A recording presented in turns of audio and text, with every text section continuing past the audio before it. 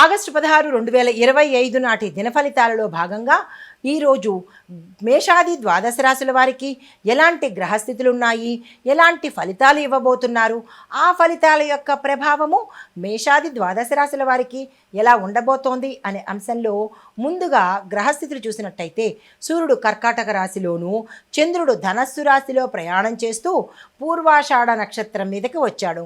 కుజుడు కర్కాటక రాశిలోను, బుధుడు సింహరాశిలో వక్రగతిని సంచారం చేస్తున్నాడు. బృహస్పతి మిథున రాశిలోను, శని భగవానుడు కుంభరాశిలో వక్రగతిలో సంచారం చేస్తున్నాడు. రాహువు మేషంలోను, కేతు తులాలో సంచారం చేస్తున్నారు. తదుపరి రాశి మిథున రాశి. ఈ రాశి వారి యొక్క గ్రహస్థితిని చూసినట్టయితే కనుక మీరు వ్యాపారంలో అప్రమత్తంగా ఉండాలి. ఉద్యోగస్తులకు బాగానే ఉంది. వ్యాపారస్తులు, వాణిజ్యవేత్తలు, చేతి వృత్తుల వాళ్ళు, మగ్గం వృత్తుల వాళ్ళు, ఇలా ఎవరైతే వ్యాపారం చేస్తున్నారో వాళ్ళు జాగ్రత్తగా ఉండవలసిన పరిస్థితి. ప్రయాణాలు కూడా అంత అనుకూలించేటట్టుగా కనిపించట్లేదు. వాయిదా వేసుకుంటే మంచిది, కాదు కూడదు అని అనుకుంటే కనుక జాగ్రత్తలు తీసుకుని వెళ్ళినట్టయితే మంచి జరిగే అవకాశం ఉంది.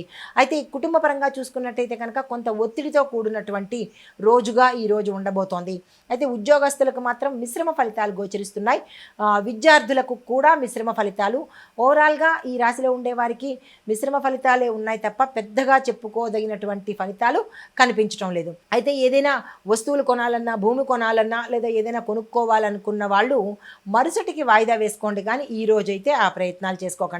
మీకు చెప్పదగిన పరిహారము పసుపుని లేదంటే పసుపు కొమ్ములను కానీ, పసుపు రంగు వస్త్రాలను కానీ దానంగా ఇచ్చుకున్నట్టయితే కొంత సానుకూలమైన ఫలితాలు పొందుతారు.